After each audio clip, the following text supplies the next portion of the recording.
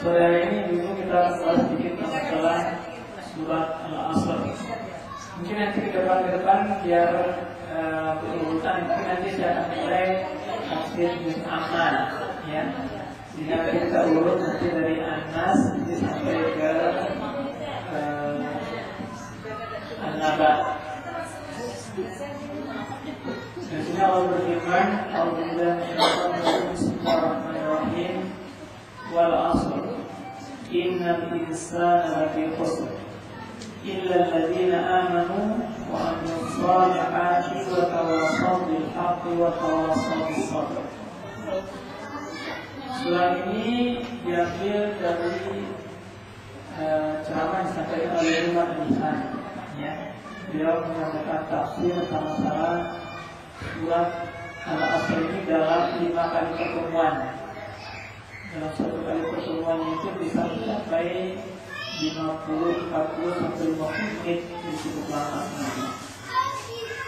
Nah, dalam kesempatan ini kita mungkin hanya sedikit mengambil beberapa pelajaran yang penting yang beliau sampaikan dalam ceramah beliau tersebut.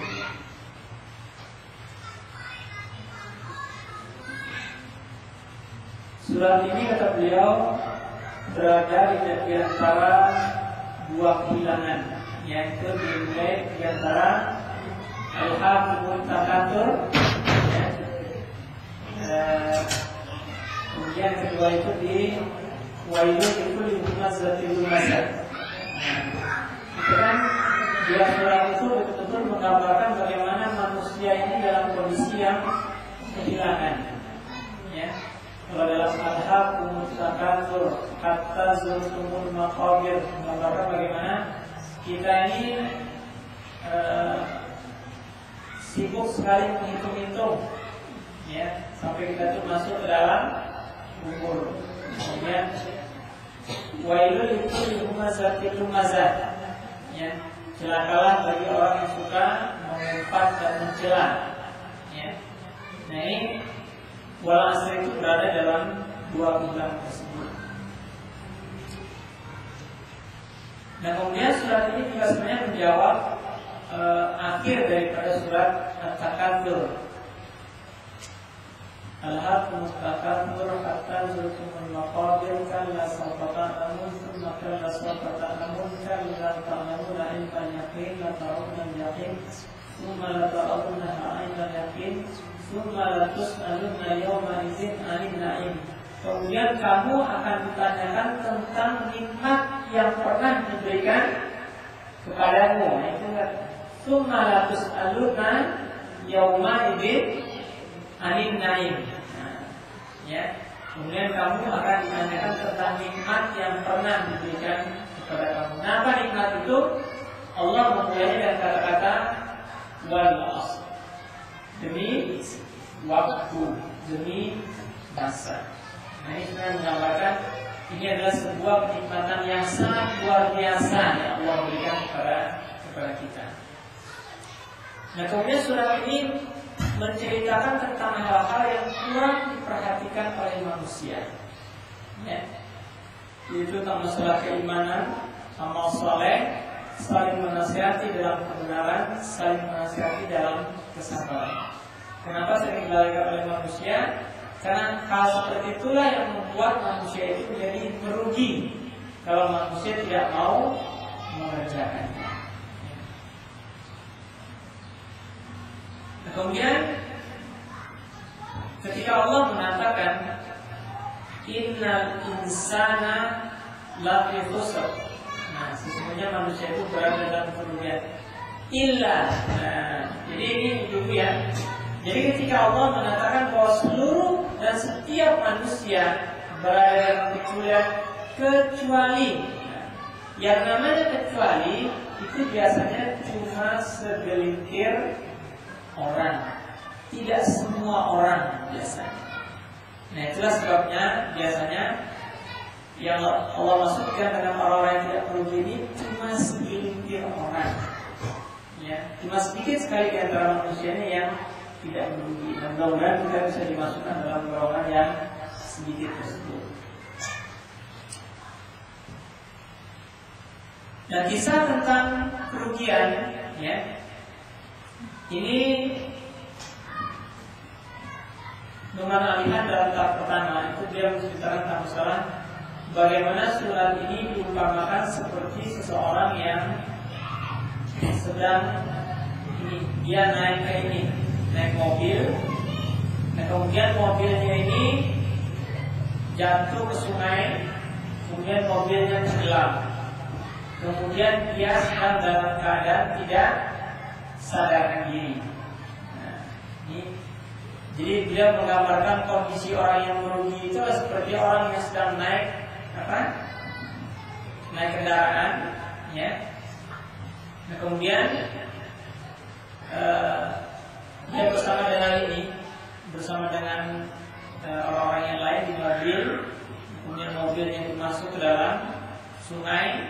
Nah, ketika mereka terjatuh tersebut, mereka jatuh dalam kondisi yang tidak sadar. Nah, kata beliau, kalau orang itu mau selamat, maka yang pertama kali dia harus bangun, harus sadarkan diri.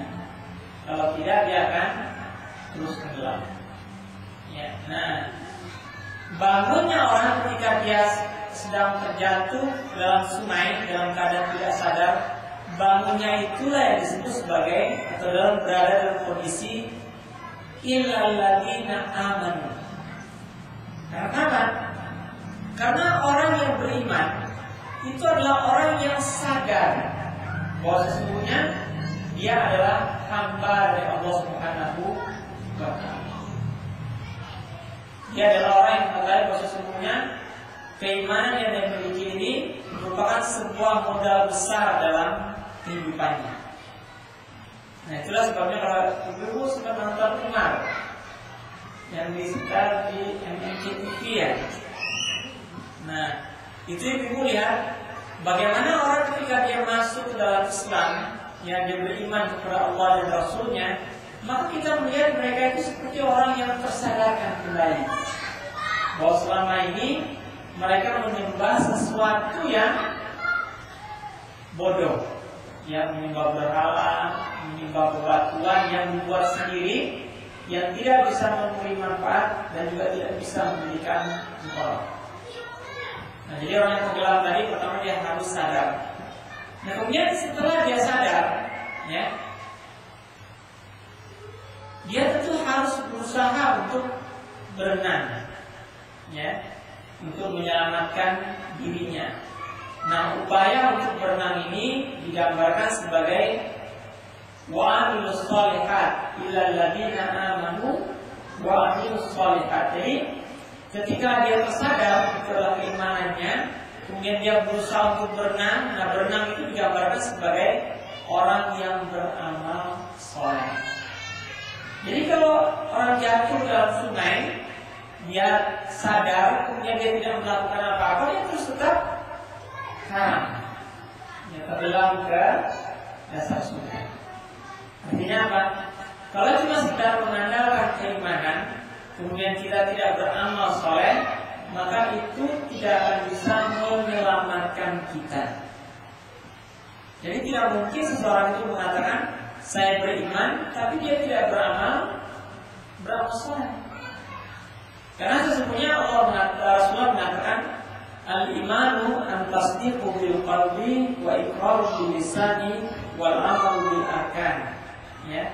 Jadi iman itu dibenarkan dalam hati, diucapkan dengan lisan, diamalkan dengan anggota tubuh atau perbuatan. Ya. Nah, ini gambaran orang yang tenggelam. Nah, kemudian tentu kalau dia tenggelam bersama dengan orang-orang yang lain, ya, maka tentu dia akan mengingatkan orang lain untuk juga mau sadar. Ya. Nah, yang menarik di sini, kalau kita tahu atau sama-sama tenggelam dengan orang lain, kemudian kita sudah tersadar, kemudian kita bisa berenang, lalu kita tidak mengingatkan saudara-saudara kita yang sama-sama tenggelam, maka kita cuma selamat sendirian. Ya, tidak ingin atau tidak mengajak orang lain untuk bisa selamat.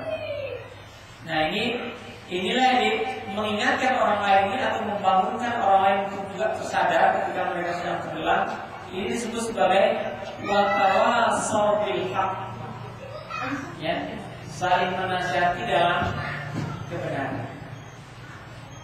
Nah, ketika orang itu bangun, ya, syukur kalau dia bisa sadar kemudian bisa berenang. Kadang-kadang ibu-ibu ya, kalau kita lihat di kolam-kolam itu, kalau orang tenggelam, kemudian kita membantunya, itu kalau kita salah-salah tekniknya, itu kita malah bisa dipegang, tidak bisa dilepas. Akhirnya kita sama-sama tenggelam. Ya, nah, di sini dibutuhkan satu teknik, ya, agar ketika kita menolong dia, kita bisa membuat dia itu terkendali, ya. Nah, agar nanti kita sama-sama bisa selamat. Nah, disitulah dibutuhkan yang namanya kesabaran dalam menghadapi orang yang kita ingatkan. Ya. Nah, ini gambaran bagaimana. Jadi sebenarnya surat Wal-Asr ini sudah merupakan sesuatu yang sangat lengkap. Ya. Bagaimana keimanan kita itu harus bisa mendorong kita untuk beramal soleh. Nah, itu tidak cukup ibu-ibu. Kita harus mengajak orang lain untuk juga bisa seperti kita. Karena kenapa? Kita tidak ingin dia tenggelam. Kita tidak ingin dia masuk dalam jurang. Kita tidak ingin mereka masuk ke dalam neraka. Kita tidak ingin mereka disiksa oleh Allah Subhanahu wa Ta'ala. Nah, itu kalau kita meyakini apa yang kita imani. Orang kalau yakin dengan apa yang dia percaya itu sebagai sesuatu yang benar, dia biasanya ingin mengajak orang lain untuk bisa mendapatkan kebenaran sebagaimana yang sudah dia rasakan.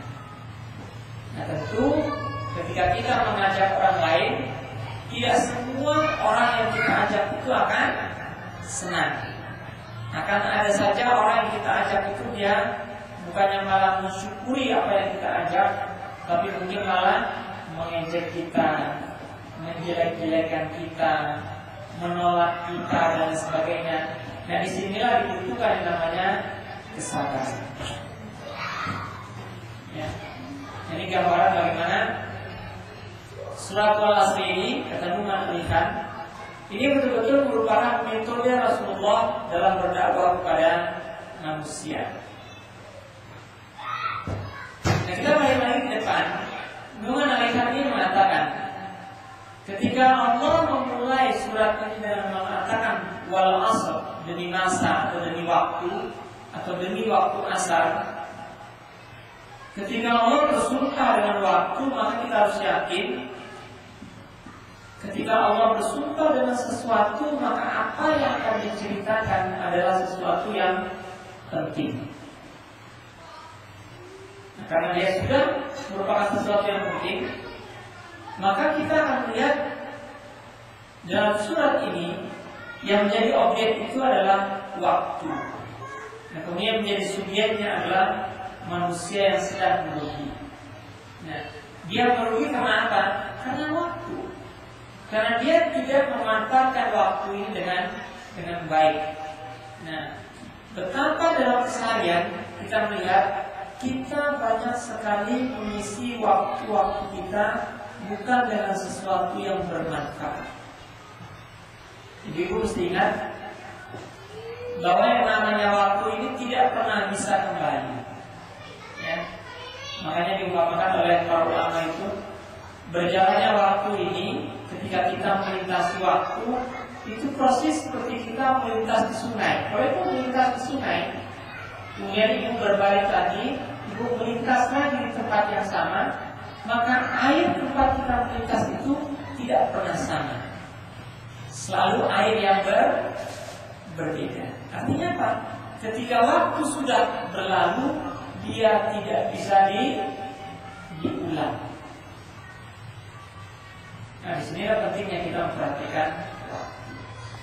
Itulah sebabnya ketika kita masih punya kesempatan yang cukup banyak, ya, marilah kita memanfaatkan waktu itu dengan baik. Nah, sejarah merupakan bukti bahwa manusia adalah orang-orang yang merugi. Ya, waktu juga merupakan saksi bagi tragedi kemanusiaan yang terjadi di kalangan manusia. Artinya apa? Ketika dia membunuh orang, ketika dia membuang-buang waktunya, ketika dia menonton sesuatu yang tidak bermanfaat, mendengar sesuatu yang tidak bermanfaat, maka waktu akan menjadi saksi. Nah, ketika Allah menggunakan kata-kata wal asr, ya, kata-kata asr ini bisa diterjemahkan sebagai masa, waktu. Nah, kemudian juga bisa diterjemahkan sebagai waktu asar. Nah, kata Numan Alifan, waktu asar ini adalah sesuatu yang sangat penting. Kenapa dia penting? Karena ini terjadi di Arab. Arab itu ibu, kalau sudah sampai waktu sore hari, apalagi kalau orang sedang melakukan sebuah perjalanan, ya, sore hari itu adalah saat yang sangat genting. Karena apa? Karena mereka harus bersiap-siap menghadapi malam. Malam di tengah padang pasir adalah waktu yang dimana orang itu harus berjaga-jaga. Jadi saya pernah membaca bagaimana kisah ada orang yang zaman dulu ibu-ibu, waktu zaman yang namanya naik haji itu pakai unta, ya. Jadi mereka itu memulai perjalanan itu dari Irak. Kalau sudah malam hari, mereka harus mempersiapkan tenda untuk berkemah. Mereka harus mempersiapkan kayu-kayu untuk membakar api unggun. Dan mereka harus melakukan patroli untuk menjaga agar jangan sampai kafilah mereka diserang oleh perampok atau perompak. Jadi betul-betul waktu sore hari itu waktu yang sangat genting, di mana orang sangat sibuk pada waktu itu. Nah, di sini kita diingatkan tentang urgensi daripada waktu. Nah, kenapa ini penting?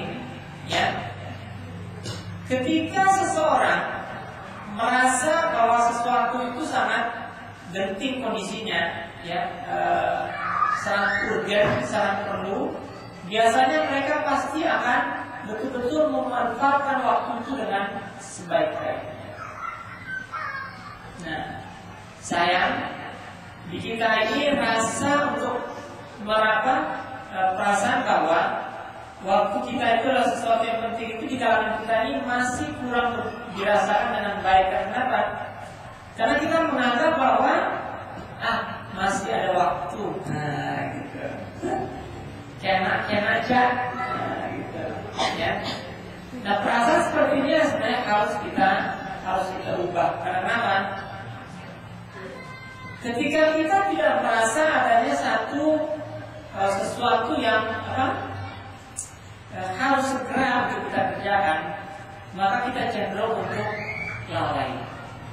Padahal ibu-ibu, ya, kalau dalam ini berlaku dalam kehidupan dunia, biasanya kita akan memperhatikannya dengan baik. Tetapi kalau sudah urusan akhirat, biasanya kita akan lupa dengan hal-hal seperti contohnya. Kalau bos kita bilang semua kalian bermasalah, pasti kalau bos bilang seperti itu, ya, semua dari kita itu sebagai karyawan mesti bertanya-tanya, apa yang salah dengan saya? Apa yang salah dengan saya? Kenapa sampai bos bilang bahwa kalian semua bermasalah? Nah, ini bayangkan, ini kalau yang ngomongnya bos, kita langsung mencari tahu. Kenapa kita sampai dibilang kita bermasalah? Nah, coba bayangkan, yang bilang ini adalah Allah. Wal asr innal insana lafi khusr. Sesungguhnya setiap manusia merugi. Pernah nggak kita berpikir Kenapa kita merugi? Kenapa kita merugi? Ya. Ada sebuah gambaran bagaimana perasaan seperti ini kurang kita miliki karena kita menganggapnya hal yang biasa. Padahal ketika Allah mengatakan sesungguhnya manusia berada dalam kerugian, maka seharusnya kita merasakan sebagai sesuatu yang harus kita perhatikan dengan baik. Ya. Ada sesuatu dalam keseharian ini, ya, yang harus kita lakukan setiap hari, ya. Nah, itulah sebabnya sini ketika kita yang memiliki bos, yang kita lihat di sini contohnya, beliau menggambarkan ketika seorang bos memerintahkan kepada kita untuk melakukan 4 pekerjaan. Nah, pekerjaan pertama itu beriman, kedua beramal soleh, kemudian ketiga saling menasihati dalam kebenaran, keempat saling menasihati dalam kesabaran. Coba ibu bayangkan kalau ada seorang yang ditugasi oleh bosnya untuk melaksanakan 4 tugas. Dia suka dengan 2 tugas pertama, dia tidak suka dengan 2 tugas yang kedua. Kemudian bosnya bilang, saya berikan 4 tugas ini, bulan depan saya cek. Nah, kalau yang bilang ini adalah bos kita, nanti coba seandainya kalau kita suka dengan yang 2 pertama, tapi tidak suka dengan 2 yang kedua, kemudian kita hanya melaksanakan 2 yang pertama, 1 bulan kemudian tuannya akan menanyakan, bagaimana dengan pekerjaan yang sudah saya sampaikan, yang perintahkan. Beranikah kita menjawab, Pak, saya sudah kerjakan 2, tapi saya belum kerjakan 2. Kira-kira kita dipecat atau tidak? Kalau sebagai karyawan dikasih 4 pekerjaan, yang dikerjakan cuma 2 karena kita suka, kemudian yang 2 lagi tidak dikerjakan karena kita tidak suka. Kira-kira dipecat ke orangnya? Nah, bayangkan kalau bos memerintahkan seperti itu, lalu kita tidak suka, lalu kita tidak mengerjakannya, berarti kita mengambil risiko bahwa pekerjaan yang selama ini kita tekuni tentu akan diberhentikan oleh bos kita. Lalu bagaimana kita dengan manusia? Bagaimana kita kepada Allah Subhanahu wa Ta'ala yang memerintahkan kepada kita untuk melakukan paling tidak ke-4 hal ini, kalau tidak ini dikatakan sebagai orang-orang yang merugi. Itulah sebabnya ketika kita tidak suka dengan 2 yang lain, menasihati orang lain, bersabar dalam menasihati orang lain, maka paling tidak kita berusaha untuk mengerjakannya, walaupun cuma sebatas kemampuan kita. Nah, ini disarankan oleh Muhammad. Nah, kemudian kita perlu ingat begitu ya, ketika Allah mengatakan innal insana, sesungguhnya manusia. Kata manusia dalam Al-Quran itu bukan cuma al-insan. Kata-kata manusia dalam Al-Quran itu juga ada an-nas dan juga ada kata-kata basyar. Kenapa digunakan kata-kata al-insan? Al-insan kata beliau bisa berarti seluruh manusia, dan pada saat yang sama juga bisa berarti setiap manusia. Dia menjawabkan begini, kalau saya berangkat kerja, kalau saya titip pesan sama anak-anak di rumah, saya 4 katanya, teman tulisan, anak-anak baik-baik di rumah ya. Kira-kira kalau dinasihati seperti itu, anak-anak kira-kira baik gak di rumah? Belum tentu. Karena paling-paling mereka merasa, saya udah baik kok. Nah, tapi coba, andai kata Numan Ahmad, saya menasihati Ahmad, di rumah, kamu jangan biarkan kirinya nggak ditaruh ke belakang ya, kalau taruh ke belakang. Fatimah, nanti tolong bantu Umi untuk cuci piringnya. Nah, kalau masing-masing anak itu diberikan tugas-tugas kebaikan dalam setiap harinya di rumah, nah tentu mereka akan terpacu untuk tidak melakukan hal-hal yang tidak baik, tetapi justru melakukan kebaikan-kebaikan selama berada di rumah. Nah, dia juga mencontohkan seperti ini. Kalau di kelas kata beliau, kalau anak-anak ribut, kemudian gurunya bilang diam, mungkin sebentar diam, tapi kalau kemudian ribut lagi. Kemudian beliau bilang begini, seandainya waktu anak-anak ribut, kemudian saya panggil satu orang, Amir, apakah kamu masih mau ribut lagi? Nah, gitu. Pasti sekelas akan diam. Takut nanti dipanggil sama pak gurunya atau gurunya. Artinya apa? Ketika mereka itu bersifat umum, kadang-kadang orang kurang memperhatikan. Tetapi ketika dia sudah spesifik kepada orang tertentu, maka harusnya setiap orang merasa perlu untuk memperhatikannya. Nah, ketika Allah menggunakan kata-kata al-insan, al-insan ini bisa berarti seluruh manusia. Dan juga bisa berarti setiap manusia. Setiap manusia berada dalam kerugian. Makanya kita harus waspada. Ada apa? Mengapa Allah sampai mengatakan sesungguhnya setiap manusia berada dalam kerugian? Nah, kita diingatkan oleh Numan Al-Had tentang satu firman Allah Subhanahu wa taala dalam surat Al-A'raf ayat 172. Wa idh akhadha rabbuka min bani adama min zuhurihim dzurriyyatahum wa ashhadahum ala anfusihim alastu bi rabbikum qalu bala shahidna an taqulu yawmal qiyamati inna kunna an hadza ghafilin.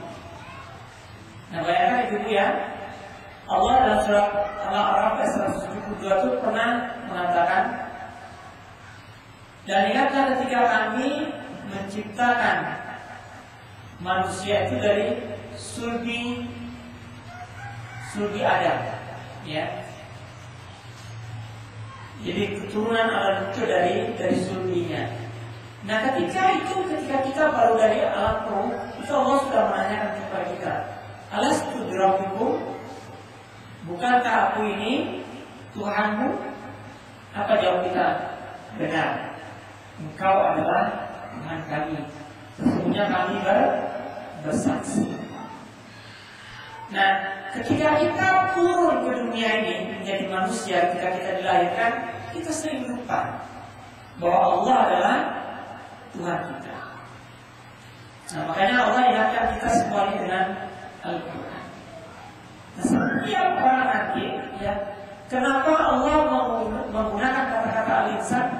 Karena nanti yaumul akhir kita itu dihisab tidak bersama-sama dengan saudara-saudara kita. Kita itu nanti akan diperiksa itu masing-masing. Ya. Di hari kiamat itu digambarkan, ya, di mana ibu, bayangkan ibu-ibu yang pernah merasakan bagaimananya hamil, itu sangat sayang sama kehamilannya. Diurus-urus, dibawa sana kemari, makannya yang bagus. Tapi nanti ibu-ibu, ya, yauma yafirul yauma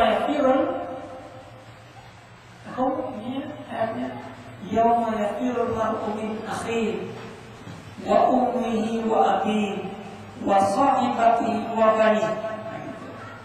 Jadi nanti di hari kiamat itu masing-masing dari kita akan lupa dengan sahabatnya, dia akan lupa dengan saudaranya, dia akan lupa dengan ibunya, dia akan lupa dengan bapaknya. Digambarkan pada waktu itu bahkan ibu pun lupa dengan kehamilannya. Bayangkan itu saking dahsyatnya hari kiamat. Dan masing-masing dari kita tidak ada yang ingat dengan orang lain. Yang kita ingat itu cuma diri kita sendiri. Yang ingat dengan orang lain itu cuma Rasulullah. Ummati, ummati, ummati. Itulah sebabnya Allah mengingatkan kita, innal insana lafi khusr. Karena setiap kita ini merugi. Nah, ingatlah kelak kita akan mempertanggungjawabkan seluruh amal kita itu sendirian. Tidak bersama dengan orang yang kita cintai, tidak bersama dengan orang tua kita, tidak bersama dengan anak-anak kita. Makanya kan digambarkan oleh Aisyah itu, Allah ketika mengatakan, sesungguhnya nanti di yaumil mahsyar semua orang itu akan telanjang. Lalu Aisyah bilang, apa nanti gak lihat-lihatan? Gitu. Apa kata Rasulullah? Pada hari itu setiap diri disibukkan dengan urusannya masing-masing. Itu bisa bayangkan betapa hebatnya urusan itu, sampai di depannya ada wanita cantik telanjang tidak dilihatnya. Betapa hebatnya urusan pada saat itu. Itulah sebabnya setiap pribadi harus memikirkan dirinya sendiri. Itulah kata al-insan. Nah, itulah sebabnya ketika Allah menggunakan kata-kata seperti ini, maka kita sebagai seorang individu yang diingatkan oleh Allah Subhanahu wa taala itu harus betul-betul mengupayakan dalam diri kita ketika kita beriman kepada Allah Subhanahu wa taala